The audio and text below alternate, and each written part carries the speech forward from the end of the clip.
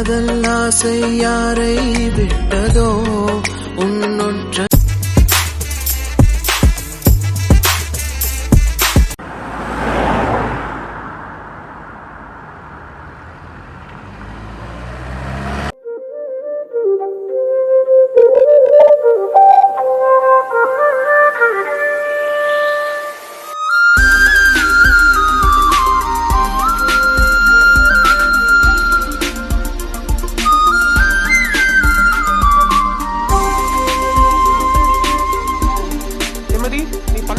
சூப்பரா இருந்துச்சுடி. ஆபீஸ்ல இருந்து எல்லாம் ஓகேன்னு சொல்லிட்டாங்கல்ல? ஆமாடா, எல்லாமே நல்லா இருக்குன்னு சொல்லிட்டாங்க. சரி ஓகே, இப்ப பிளான் என்னன்னு கேளு. நான் உன்னை பஸ் ஸ்டாப்லயே டிராப் பண்ணிடுறேன். நீ வீட்டுக்கு கிளம்பு. நான் ஸ்டூடியோக்கு போயிடுறேன். அங்கேயே ஸ்டே பண்ணிக்கிறேன். ஸ்டூடியோக்கு அம்மா அப்பா யாருமே வரமாட்டாங்க. நீ வீட்டுக்கு போயிட்டு ஃப்ரெஷ் அப் ஆயிட்டு அவங்க கிட்ட கொஞ்சம் டைம் ஸ்பெண்ட் பண்ணிட்டு அதுக்கப்புறம் நீ கிளம்பு. எனக்கு கால் பண்ணு. அப்ப நம்ம 2 பேரும் சேர்ந்து உனக்கு பார்க்க வந்தார்ல அந்த மாப்பிள்ள தமிழ் மொழி, அவர் வீட்டுல போய் அவர்கிட்ட டைரக்டா பார்த்து பேசிட்டு வரலாம். சரி ஓகே. ஏய், தாலி எடுத்து உள்ள போடுறீ. எல்லாம் பக்காவா பிளான் பண்ணிட்டு கடைசியில மண்டை மேல இருந்த கொண்டைய மறந்துற மாதிரி அப்படியே போய் நின்றாத. ஐயோ, இது வேற அப்பப்ப மறந்து போயிருதுடா. மறக்கும்டி மறக்கும். தாலியா உங்க அப்பாவான்னு யோசிச்சு பாரு, அப்புறம் மறக்குதா இல்லையான்னு பாக்குறேன். டேய், அப்புறம் என்ன ஞாபகப்படுத்துற? பயமா இருக்கு இந்திரன். ஏதாவது உளறி மாட்டிக்கிட்டேன்னா என்னடா பண்றது? பக்கு பக்குன்னு இருக்கு. ஏய், நான் தான் இருக்கேன்ல, அப்புறம் எதுக்கு பயப்படுற? பாத்துக்கலாம். அதான்டா எனக்கு பயமே. அதான்டி, என் வாயை வச்சுக்கிட்டு நான் சும்மா இருக்கணும். உனக்கெல்லாம் கான்ஃபிடன்ஸ் கொடுத்தேன் பத்தியா? என்ன செருப்ப கழட்டி அடிக்கணும். என்னங்க சொல்லுங்க. என்னங்க என்னங்க இங்க வந்து நின்னுட்டு இருக்கீங்க? நான் உங்களை வீடு ஃபுல்லா தேடிட்டு இருக்கேன். சும்மாதாமா, ரொம்ப நேரமா வேலை பார்த்துட்டு இருந்தேனா ஒரு மாதிரியா இருந்தது. சரி மாடியில வந்து காத்து வாங்கலாமேன்னு வந்தேன். நான் உங்களை ரொம்ப நேரமா கீழே தேடிட்டு இருந்தேன். நீங்க எங்கேயோ வெளியே போயிட்டீங்களோன்னு நினைச்சு உங்களுக்கு கால் பண்ணிட்டே இருந்தேன். நீங்க போனும் எடுக்கல. சரி அதான் மேல எதுக்கும் பார்த்துட்டு போலாமேன்னு வந்தேன். அதுவா, அது அப்பா ஃபோன் பண்ணி ரொம்ப டார்ச்சர் பண்ணிட்டே இருந்தாரு. அதனால சைலண்ட்ல போட்டுட்டு கீழே வச்சுட்டு வந்துட்டேன். ஏங்க என்னாச்சு? எல்லாம் இந்த கல்யாண விஷயமாதாமா, ரொம்ப டார்ச்சரா இருக்கு. எங்க அப்பா ஃபோன் பண்ணி நிச்சயதார்த்தத்துக்கு ரெடி பண்ணும் அப்படி இப்படின்னு ஓவரா பேசிட்டு இருந்தாரு. அதான் போனை கட் பண்ணிட்டேன். சரி சரி. சரி, உன்கிட்ட கேட்டிருந்தனே அந்த பொண்ணு கிட்ட பேசணும்னு, ஏதாவது உன்னால ரெடி பண்ண முடிஞ்சதா? நான் 2 நாள் முன்னாடி அவங்க அக்கா கிட்ட கேட்டேங்க. அவங்க ஏதோ ப்ராஜெக்ட் விஷயமா ஒரு கிராமத்துக்கு போயிருக்காங்களாம். வரதுக்கு 2 நாள் ஆகும்னு அன்னைக்கே சொன்னாங்க. எனக்கு தெரிஞ்சு இன்னைக்கு வந்துட்டு இருப்பாங்கன்னு நினைக்கிறேன். எப்படியாவது இந்த கல்யாண விஷயத்த சீக்கிரமாவே சால்வ் பண்ணணும். அதுவே இந்த மண்டக்குள்ள கரப்பாம்பூச்சி குடு குடு குடுன்னு ஓடிட்டு இருக்கிற மாதிரியே இருக்கு. சீக்கிரம் சரியாயிடுங்க, வருத்தப்படாதீங்க. சரி வாங்க, கீழே சாப்பாடெல்லாம் ரெடி பண்ணி எடுத்து வந்திருக்கேன், சாப்பிடுங்க. நான் சாப்பிட்றதெல்லாம் இருக்கட்டும், அதுக்கு முன்னாடி நான் ஒன்னு சொல்லுவேன், அத செய்வியா? என்ன சொல்ல போறீங்க? செய்வியா மாட்டியா அத சொல்லு. நீங்க கேட்டுட்டீங்கல்ல, அப்புறம் எப்படி நான் செய்யாம இருப்பேன்? சொல்லுங்க, எதுவா இருந்தாலும் செய்றேன். எனக்காக நீ செய்வேன்னு எனக்கு தெரியும். கீழே நேரா போய் என்னோட பெட்ரூம்ல ஒரு கவர் இருக்கும். அந்த கவர்ல ஒரு ட்ரெஸ் வச்சிருக்கேன், அதை போட்டுட்டு வா. ட்ரெஸ்ஸா? இப்பவே வா? இப்போவே. நீங்க? ஏய் பயப்படாத, நான் கீழே எல்லாம் வரமாட்டேன். நான் மேலே நிக்கிறேன், நீ போட்டுட்டு வா. இல்ல வேண்டாம், நான் வீட்டுக்கு எடுத்துட்டு போய் நைட்டு சாப்பாடு கொடுக்க வரும்போது போட்டுட்டு வரேன். சரி ஓகே, உனக்கு அவ்வளவு பயமா இருந்தா நான் உன்னை கம்பல் பண்ணல. நீ நைட்டே போட்டுட்டு வா. நீ எப்ப போட்டுட்டு வந்தாலும் எனக்கு பிரச்சனை இல்ல. ஆனா அந்த ட்ரெஸ்ல நான் உன்னை பார்க்கணும், அவ்வளவுதான். ஏன் திடீர்னு எனக்கு ட்ரெஸ் எல்லாம் வாங்கிருக்கீங்க? சும்மாதாமா, உனக்கு ஏதாவது வாங்கி கொடுக்கணும்னு தோணுச்சு. ஆன்லைன்ல பார்த்துட்டே இருந்தேன், அதான் ஆர்டர் பண்ணேன். ஓ சரி. கிளைமேட் நல்லா இருக்கு. நம்ம இங்கேயே உட்காந்து சாப்பிடலாமா? நான் வேணா சாப்பாடெல்லாம் இங்க எடுத்துட்டு வரவா? இங்கயா? மாடிலையா? ஆமாங்க, நல்லா இருக்கும். நம்ம இங்கேயே சாப்பிடலாம். நான் போய் சாப்பாடெல்லாம் எடுத்துட்டு வரேன். சரி ஓகே, சாப்பிடலாம் வா. நானும் உனக்கு ஹெல்ப் பண்றேன், நம்ம 2 பேருமே எடுத்துட்டு வரலாம். இல்ல இல்ல, நீங்க இங்கே இருங்க, நான் போய் எடுத்துட்டு வந்துடுறேன். சரி எடுத்துட்டு வா.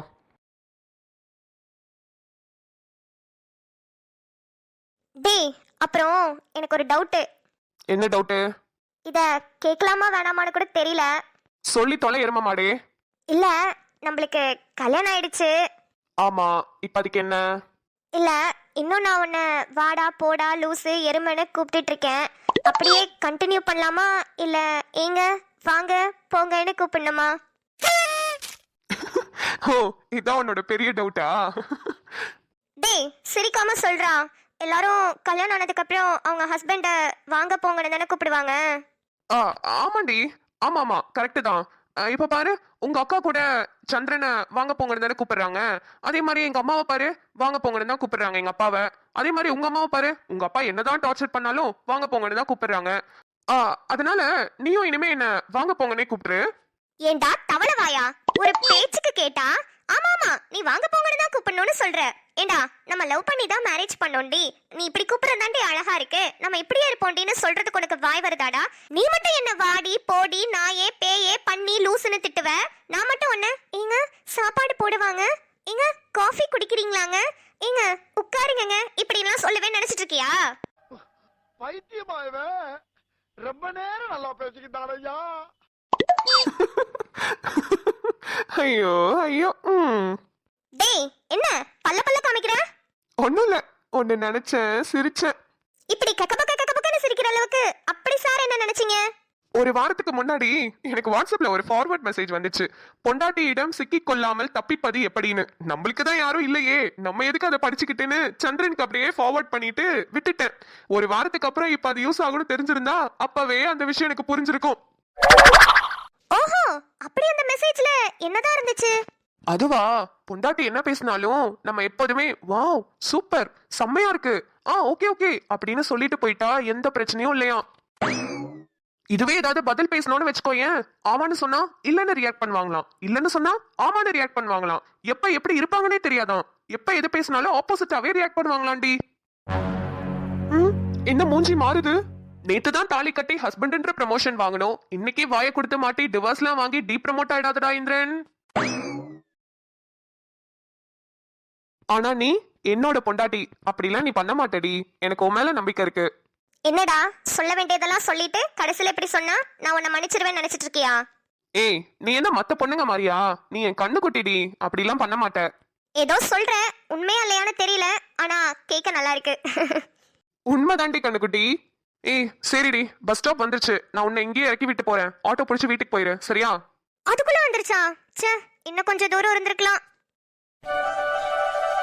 சரி தாலி பத்திரம் நல்லா மறைச்சுக்கோ சரியா? சரிடா.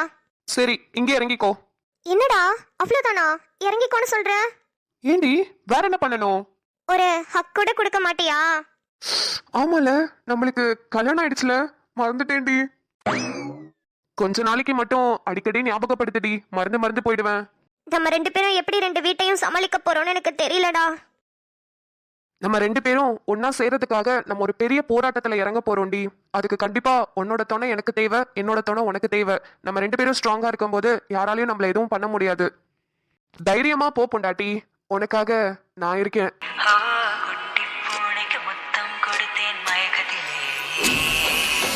காதலும் ஒரு வகை போதைதானே, உள்ளுக்குள் வெறியேற்றும் பேய் போல, இந்த தொல்லை என்று தள்ளி போனால் புன்னகை செய்து கொஞ்சம் தாய் போல.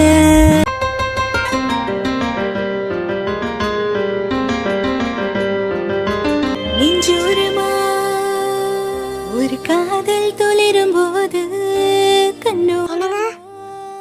சாப்பிடலாமா? எடுத்து கண்ணாலனு கண்ணாலுன்னு கைதாக்கிட நான் நினைச்சேனே. இந்த சாரி உனக்கு உண்மையாவே ரொம்ப அழகா இருக்குமா? உனக்கு பிடிச்சிருக்கா? ரொம்ப ரொம்ப பிடிச்சிருக்குங்க. ரொம்ப தேங்க்ஸ் எனக்கு இதை வாங்கி கொடுத்ததுக்கு. பிபி உன்கிட்ட சின்னதா ஒரு பொய் சொல்லிட்டேன். இந்த சாரிய நான் வாங்கலையா? அப்புறம் டிபி, நான் இது மொதல் சம்பளம் வாங்கி எங்க அம்மாக்கு நான் வாங்கி கொடுத்த பட்டு புடவை அவங்க ஒரே ஒரு வாட்டி தான் கட்டினா கசங்கிடுமோன்னு சொல்லி பத்திரமா அயன் பண்ணி வச்சுப்பாங்க. அப்பப்ப என் ஞாபகார்த்தமா இந்த புடவையை தான் எடுத்து பார்த்துப்பாங்க. அம்மா போனதுக்கு அப்புறம் அவங்க ஞாபகார்த்தமா நான் இந்த புடவையை என் கூடவே வச்சிருக்கேன். எனக்கு வரப்போற ஒய்ஃப்க்கு இந்த புடவையை கொடுத்து கட்டி அழகு பார்க்கணும்னு ரொம்ப ஆசைப்பட்டேன். அதான் உனக்கு கொடுத்துட்டேன். உனக்கு பிடிச்சிருக்குல்லம்மா? என்னங்க, உண்மையை சொல்லணும்னா என் வாழ்க்கையிலே இன்னைக்கு தான் நான் ரொம்ப சந்தோஷமா இருக்கேன். ஒருத்தரை நான் ரொம்ப நம்பினேன்னா அது நீங்கள் மட்டும்தான். நீங்கள் ஃபஸ்ட்டு உனக்கு கீழே ட்ரெஸ் எடுத்து வச்சிருக்கேன் போய் மாற்றிக்கோன்னு சொல்லும்போது நான் உங்களை நம்பலை. அதனால தான் நான் வீட்டுக்கு எடுத்துட்டு போய் மாத்திக்கிறேன்னு சொன்னேன். ஆனா நான் வீட்டுக்கு எடுத்துட்டு போய் மாத்துறேன்னு சொன்னப்ப நீங்க எந்த மறுபேச்சும் பேசல, சரின்ட்டீங்க. அப்பதான் உங்க மேல எனக்கு ரொம்ப நம்பிக்கை வந்துச்சு. அதனால தான் உடனே போய் மாத்திட்டு வந்தேன்.